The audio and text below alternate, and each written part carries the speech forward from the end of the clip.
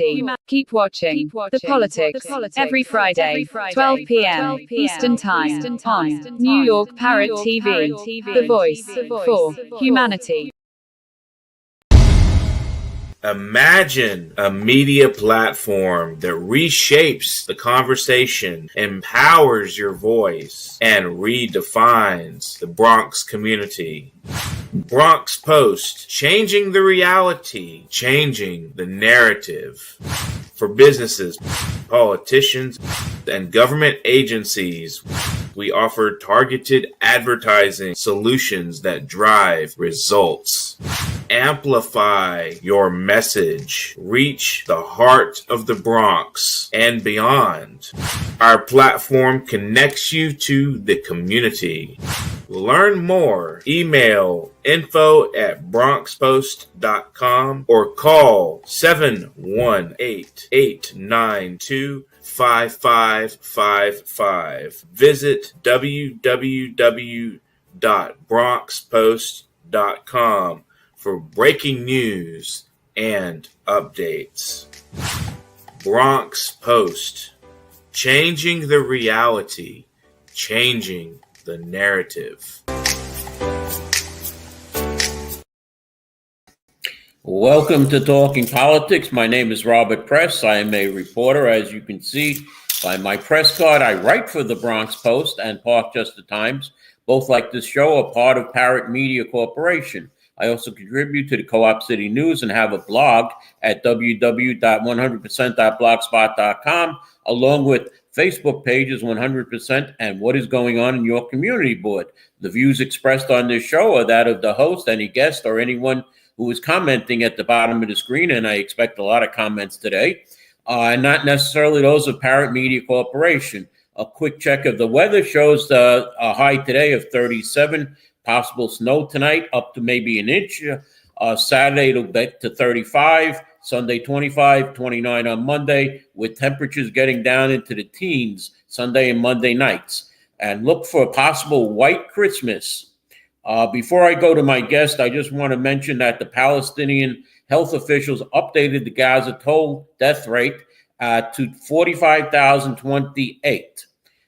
They said 106,962 others have been wounded since the war began, and warned that the true toll is higher because thousands of bodies are buried under the rubble or in areas that cannot be accessible.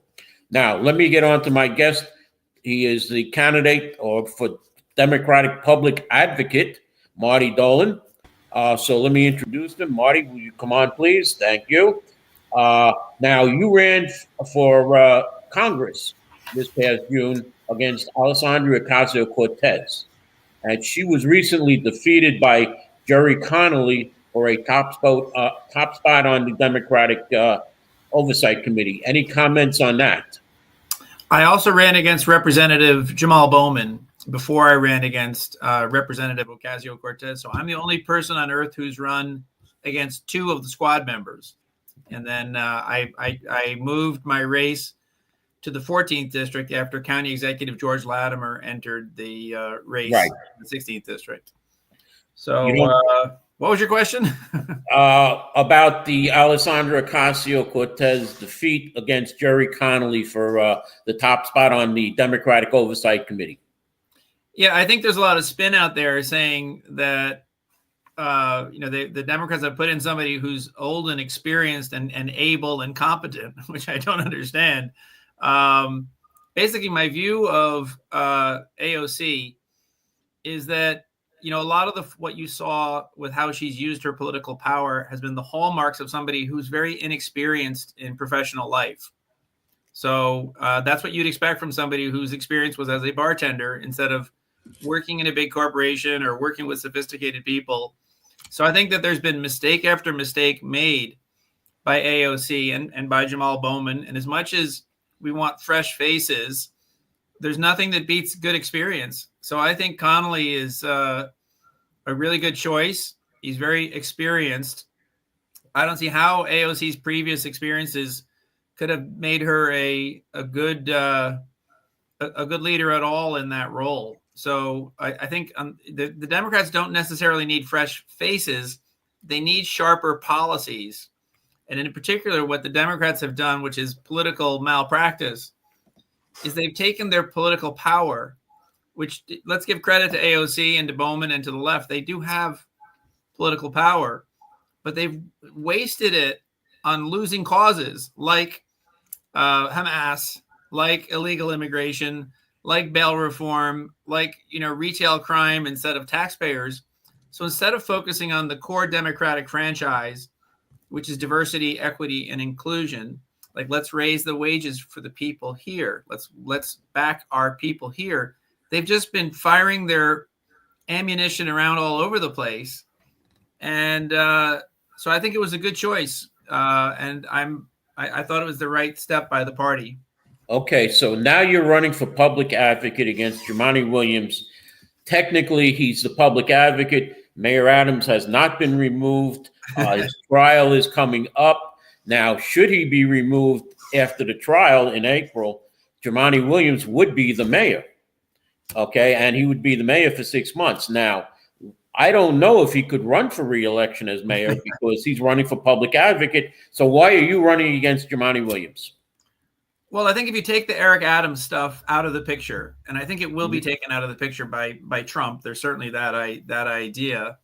I'm running for public advocate because I think the Democratic Party has lost its way. They've become too far on the left. As I said just now, they've wasted their political capital on causes that don't have anything to do with their voters. So if you're backing somebody who's living in Palestine, and if you're backing an illegal immigrant from China, and if you're backing a criminal, for bail reform, or a repeat criminal instead of a local taxpayer, you completely lost your way. You've lost your mind. And if you take a recent example, here's a great recent example. We've had the election, which very clearly spoke to that idea that the Democrats have lost their way. And then we had the very unfortunate assassination of Brian Thompson. And there are leaders on the Democratic Party left who are basically saying, well, we can kind of understand how that happened. Well, that's nuts.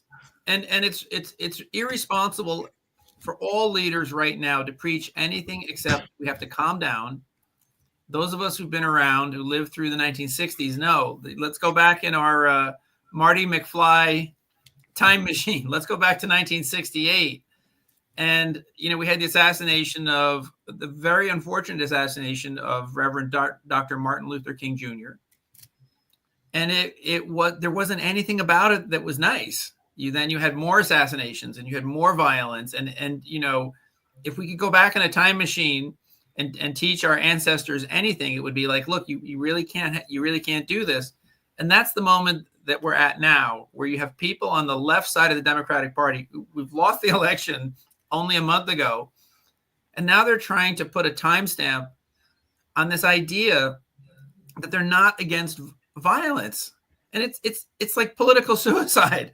So, I think you have to look at people who are silent on this. I'd like to see AOC come out and say, I am against violence for political gains. Under any circumstances, you shouldn't be out shooting people. I'd like to see Jumaane Williams say, I am against violence. There's no way that violence should be part of our political discourse. But that's not what they're saying. What they're saying is, well, it's kind of sorry that this family lost their father and the company lost their leader, but we sort of understand it and we have to learn from it. Well, that's not right. This is an assassination. And as leaders, we have to stamp out that fire. We cannot go spinning off the walls here. It's a bad look for our party and it's bad for society. Okay. The mayor recently. That's why I'm running for public advocate. I'm running for public advocate because I think I could do a much better job for the citizens of New York than Jumaane Williams, who also has had no training in business, no training in critical thinking, no training in finance. And these are all the big issues that are going to come to New York. Anyway, there are issues in New York, but as the Republicans start to cut the support that the federal government gives to New York, we're going to really have to make some very tough decisions in the next 12 months. Like, it's not going to wait long for this to happen. Well, that's already happened because the pandemic funding has stopped. Right. But Mayor Adams signed a suite of bills Wednesday called the City of Yes House for Housing. He approved this month. The bills detail rules for basement apartments, backyard cottages, extend the tax break for apartment rent repairs and renovations, update plans to prevent sewer backups, and require additional reporting on city finance affordable housing projects. What is your opinion on the City of Yes for Housing? So two things. One is we're going to talk about what the Republicans are going to do to New York's budget in a minute. But I would say, as far as the City of Yes, I'm all for support of the local community. What I want to do is I want to rename all the community boards. The community boards have these numbers now. It's like Community Board 3 and Community Board 7. New York is a rich bunch of communities. So we should rename the community boards the names of the communities that they represent. So if it's the Corona Community Board, let's call it the Corona Community Board. If it's the Harlem Community Board, let's call it the Harlem Community Board. We're not in Switzerland or Germany where everything is numbered like a machine. And let's compensate the heads of the community boards, and let's also bring them in together for training, because right now they're not trained. I can agree with you on that 100%. So there's so much more that we can do to make the community board, demonstrative of New York's rich experience. However, when it comes to zoning at the city level, there's a lot in the City of Yes that makes sense, because, for example, if you had local community zoning, you'd never have LaGuardia Airport. They'd say, no, we don't want LaGuardia Airport, or we don't want JFK Airport. And you have a subway system and a train system that needs to be optimized.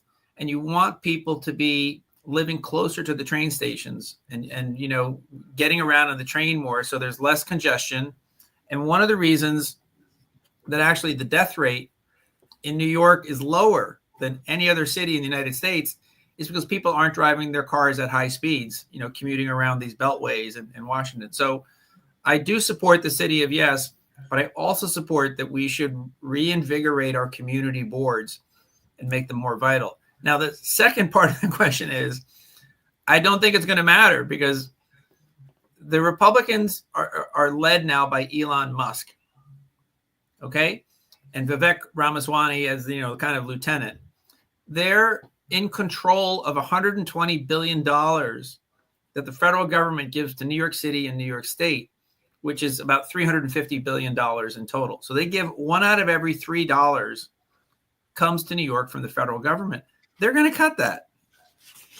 Here we are talking about building more housing. My college thesis was on why New York City went broke in 1977. So Here we are again. And again, this is the value of having experience. What they're going to do to cut the $2 trillion from the federal government is they're going to say, we're not sending the same amount of money to the blue states. Very simple. They can just cut it. Now, and they're going to say, we'll give you block grants. We're not going to give you $120 billion. We'll give you a $40 billion block grant, and you guys figure out where to cut. Well, if that's what they do, we're going to be building a lot of housing that no one's going to be here to live in the housing. So I think before you can really make a determination about the future of New York and its economy and the housing, we need to figure out what is the next card that's going to turn over with respect to the federal budget and its impact on New York, which will happen first, because whatever you do with zoning or whatever you do with housing, that takes like 3 to 6 years to unfold. But it's another good reason why I think it's in New York's interest to have a very astute public advocate who is pro-jobs, who is pro-New York, pro-business, because we're about to go through what they call a storm. Now, one final question, Marty, because I'm going to go quickly to a commercial as soon as you answer the question. The public advocate is supposed to be a check on the mayor. Has Jumaane Williams been a check on Mayor Adams? Well, no, not at all. I mean, it started with, if you're the public advocate should have stood up and said, listen, why are we hiring all of your cronies for jobs? Why don't we hire the best police commissioner? Why don't we hire the best schools commissioner? Why don't we let's have a competition. And instead they were just cronies. So that's where it started. Second thing is you have a public advocate, and I never talk about people individually. I talk about their policies. He's an experienced activist, and he's let 200,000 illegal immigrants come into New York City. When he had the activist community skills to say, listen, we're not going to have that. We're going to go down to the White House. We're going to barricade the tunnel. We're going to, do whatever, whatever you can do. And, we've had the zero bail reform. We've had the retail crime, and the public advocate has done nothing about any of these issues. Okay, Marty, I got to go to a commercial right now. I want to thank you for coming on. Hopefully we have you come on later on as the season goes, as people line up. And I wish you the best of luck in this race. And let me wish everybody out there happy holidays. It's a great time to be with your families. And please, let's say no to violence. We cannot go bouncing off the walls here. We can have political disagreements, but we can't go around hurting other people or, worse. Okay. So everybody have a peaceful, beautiful Christmas with your families. And Bob, I look forward to, 2025 will be an interesting year in local politics. Yes, it will.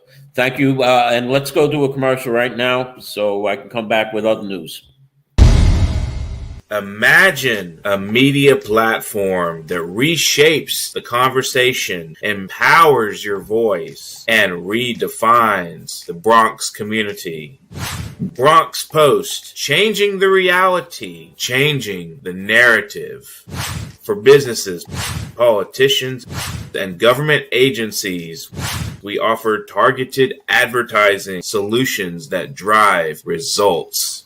Amplify your message. Reach the heart of the Bronx and beyond.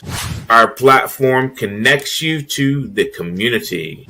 Learn more. Email info@bronxpost.com or call 718-892-5555. Visit www.bronxpost.com for breaking news and updates. Bronx Post, changing the reality, changing the narrative.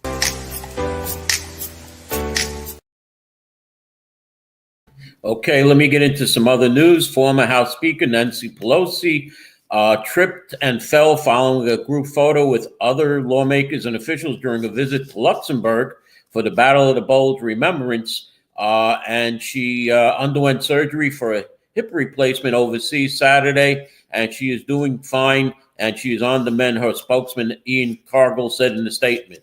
Now, officials are trying to find out why a 15-year-old girl allegedly opened fire at her school, the Abundant Life Christian School, on Monday morning, killing a fellow student and a teacher in a heinous crime that shocked the community of Madison, Wisconsin. The suspect, Natalie Rupno, who went by the name of Samantha, died in a self-inflicted wound. Police said officers did not file their weapons. It was said 2 students were hospitalized in critical condition and life-threatening injuries. And police said while another 3 students and a teacher suffered non-life-threatening injuries. And as my guest mentioned, the CEO of United Healthcare was killed on December 4th, and Luigi Margoni, who was indicted on first-degree murder in furtherance of terrorism and other charges in the ambush killing of United Healthcare CEO Brian Thompson outside of Manhattan Hotel on December 4th, Manhattan District Attorney Alvin Bragg announced Tuesday.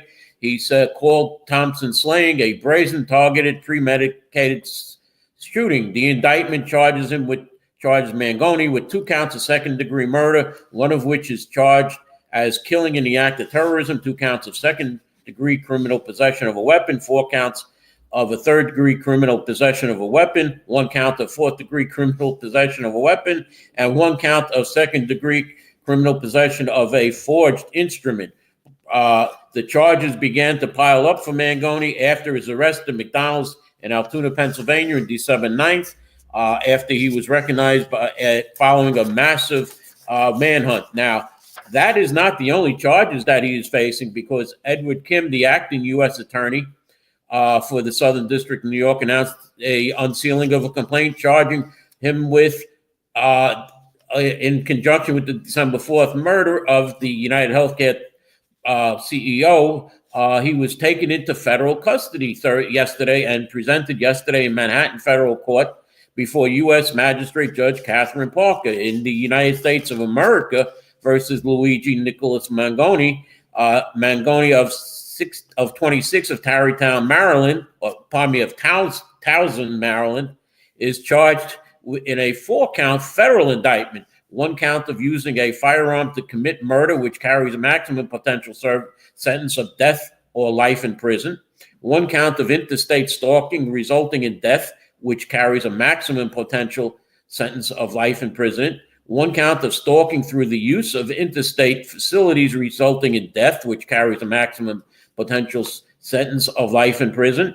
And 1 count of discharging a firearm that was equipped with a silencer in the furtherance of a crime of violence, which carries a maximum potential sentence of life in prison and a mandatory minimum sentence of 30 years.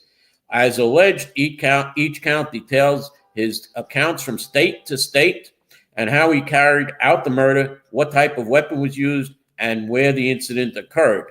Now, the Manhattan District Attorney's Office, as I said, has brought separate prosecution against Mangoni and is expected to proceed to trial before the federal case. And it's been reported that Mangoni's Manhattan attorney has hinted at a possible insanity plea. And Governor Kathy Hochul has announced that she has added 250 members of the National Guard to the city subway system in a bid to bolster safety. Governor Hochul announced Wednesday that she deployed in March 750 members of the National Guard into the New York City subway system, a week after a conductor was slashed in the neck. The presence of the National Guard has made not just a physical difference, but a psychological difference in how people feel about safety, she said. On top of the additional Guard deployment, all subway cars will have security cameras. Hochul said, "We want to make sure there are eyes everywhere." But it seems to coincide with the month of Daniel Perry, who a jury found did not commit criminally negligent homicide when he placed Jordan Neely in a chokehold on the F train in February of 2023. Now, other problems for Governor Hochul seem to be that in 2 months leading up to this past election day, Lieutenant Governor Antonio Delgado's schedule was booked solid, but not with the typical ribbon cuttings, but he attended almost 50 campaign events, including in those in battleground districts. He campaigned for Vice President Harris in the key swing state of Pennsylvania and formed a super PAC that donated almost $300,000 to the Democratic efforts. Since the election, he has written about the need for new leadership in the Democratic Party, as had my guest.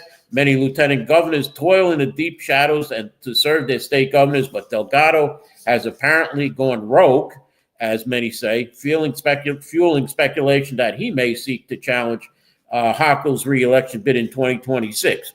Hochul is already bracing for a fight. 2 New York congressmen, Mike Laura and Richie Torres, are considering challenging the governor, whose popularity has dipped in recent months. Aides to Hochul declined to address questions about Delgado's future or his relationship with the governor.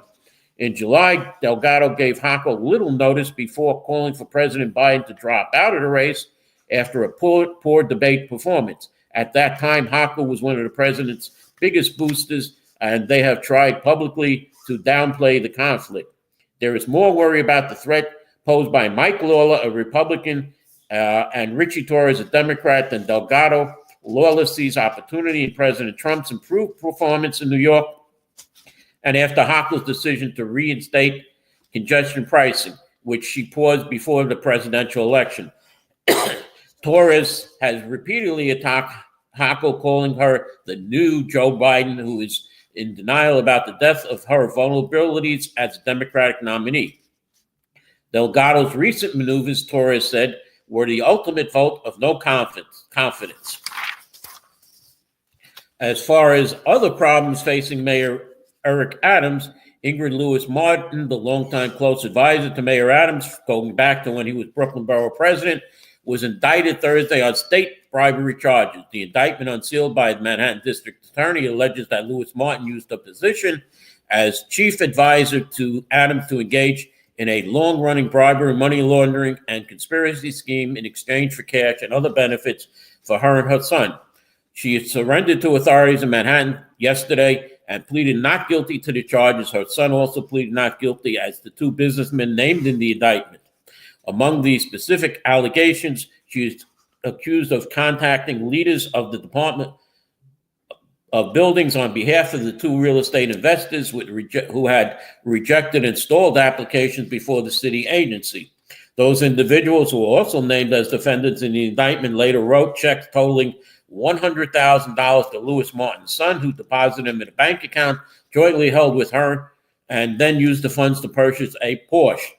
According to the indictment, Martin is also named as, the son is also named as a defendant. The indictment alleges that Lewis Martin sought to conceal the activity by instructing the businessmen to communicate through the encrypted message app Signal and setting the messages to automatically delete. The indictment can be summarized in 3 words: quid pro quo, Manhattan District Attorney Alvin Bragg said at a press conference yesterday. Prior to unsealing the indictment, Lewis Martin held a press conference with attorney Arthur Adila, contending that she did nothing wrong. On Monday, she said, "I have never received anything illegal in my capacity in government." According to the impeding indictment, Lewis Martin, before it, she resigned as Adams' chief of staff over the weekend, chief advisor over the weekend, with the exception of the mayor himself, who was indicted in September. She is the highest profile city official to face charges. Now, Manhattan District Attorney Alvin Bragg was quick to say that the mayor is not a target of this investigation. As far as the Campaign Finance Board, they have rejected millions of dollars of public matching funds this month, and potentially none at all, striking a weighty blow to Mayor Adams' re-election campaign, the CFB ruled this past week.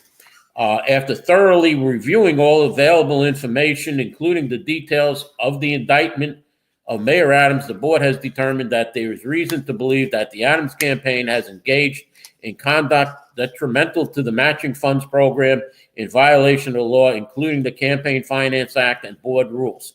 Campaign Finance Board Chair Frederick Schaefer said at the Monday's meeting of the Campaign Finance Board, he said that candidates who were denied payments on Monday have the right to appeal the decision to deny funds.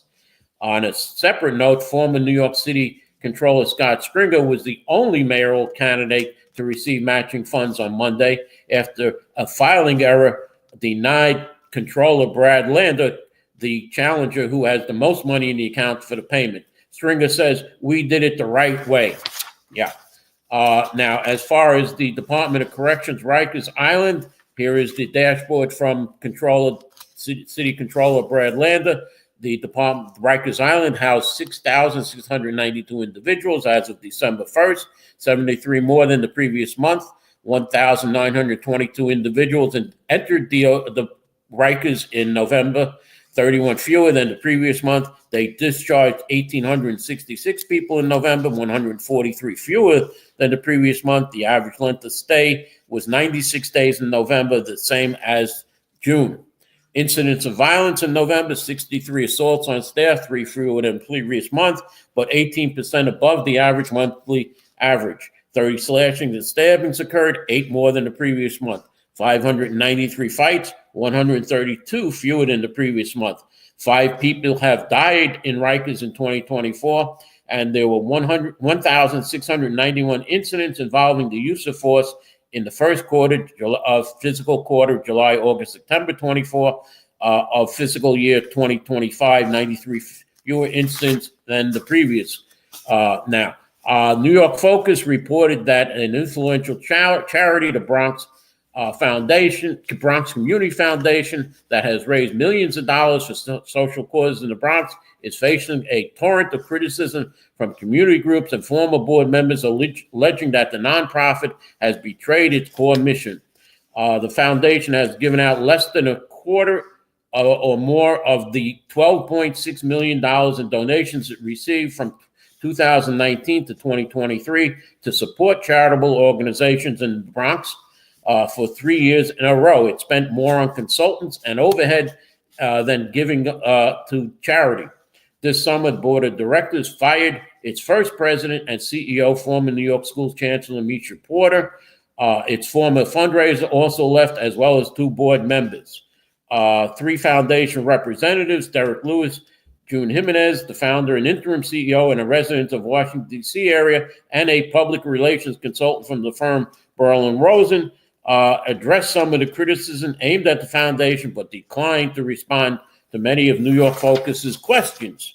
It seems that a review of the foundation reports found $3.8 million on overhead, including salaries and fundraising fees, from 2019 to 2023, including $668,000 on consultants. That's a significantly higher total than the amount it gave out in grants. The charity spent nearly $140,000 since 2022 to retain the Bronx-based lobbying firm London House, which has close ties to the Bronx Democratic Party chair and State Senator Jamal Bailey.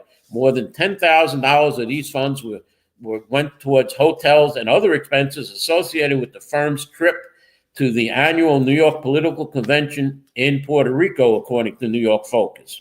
Now, I wonder if Donald Trump, when he comes in, is going to have the U.S. attorney investigate this. The Bronx Democratic Party and consultants like London House, which are run by Senator Bailey's former chief of staff, Jason Laley. Now, I'm going to quickly end soon. The problems continuing on Bronx Community Board 11, 1 year after Bronx Borough President Vanessa Gibson called the Community Board dysfunctional. There have been 5 different chairs of Community Board 11 in the past 3 years. The district manager seems to continue to run the board. For 1 whole year, there was no city charter mandated district service cabinet meetings of the city agency reps to inform the community board of what was going on in the board area. The minutes of meetings are not up to date. 3 months ago, I said that the June meeting minutes that were posted as a draft and have not been approved showed that the wrong number of votes for chair of the board. There were 39 votes that were counted when only 33 board members were voting. I don't have time for all this stuff that's wrong with Community Board 11 right now, but I do want to say that last night, if you didn't have a chance to watch the meeting, it seemed like the board chair the board district manager during a liquor license vote was telling members how they voted. You have to see this on the video. It appears that he took the yes votes and the no votes, but forgot to ask for anybody who abstained, because if the vote was 16-15, and if one of those 16 would say I abstain, the vote would have changed the other way around. So I don't know, Borough President Gibson, I think you need to visit Community Board 11 again and read them the Riot Act again, because nothing has changed at Community Board 11. All you have to do is look at the tape of last night's meeting on the Community Board 11 website, which will lead you to the YouTube link, and watch what went on last night at the Community Board meeting. Yes, they got out quickly in 90 minutes, but before that meeting, they had to have an emergency Economic Development Committee meeting because, once again, there was no quorum at the regular Economic Development Committee meeting. So Borough President Gibson, you need to do something about Community Board 11. It just keeps going down into the tubes. And I will close with that and say thank you for watching. Wish everybody a Merry Christmas, Happy Hanukkah, and Happy Kwanzaa. And like I said, you need to watch this tape to see how the district manager, not the chair of Board 11, runs the meetings. And thank you for watching, and I hope to see you next week. Imagine a media platform that reshapes the conversation, empowers your voice, and redefines the Bronx community. Bronx Post, changing the reality, changing the narrative. For businesses, politicians, and government agencies, we offer targeted advertising solutions that drive results. Amplify your message. Reach the heart of the Bronx and beyond. Our platform connects you to the community. Learn more. Email info@bronxpost.com or call 718-892-5555. Visit www.bronxpost.com for breaking news and updates. Bronx Post, changing the reality, changing the narrative.